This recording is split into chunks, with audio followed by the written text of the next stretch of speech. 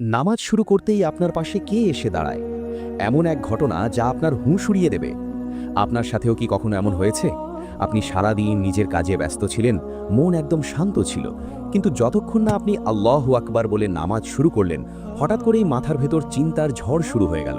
যে ভুলে যাওয়া কথা, যে জরুরি কাজ, যে পুরনো স্মৃতিগুলো সারাদিন যেগুলো মনে পড়েনি, ঠিক সেই সময়ই কেন মনে পড়তে শুরু করে? বিশ্বাস করুন, এটা শুধু আপনার মনোযোগের ঘাটতি নয়, এর পেছনে আছে এক ভয়ঙ্কর কারণ। ইসলামে, বিশেষ করে হাদিসে, এই ঘটনাটির স্পষ্ট উল্লেখ রয়েছে। এটা কোনো কাকতলীয় বিষয় নয়, বরং একটি পরিকল্পিত ষড়যন্ত্র। যখন একজন মুমিন বান্দা তার রবের সামনে দাঁড়ায়, তখন সেখানে এক বিশেষ শয়তান উপস্থিত হয়। তার নাম হলো খিনজাব। হ্যাঁ, খিনজাব। সে সাধারণ শয়তানদের মতো নয়। তার একমাত্র কাজ হলো আপনার নামাজ নষ্ট করে দেওয়া।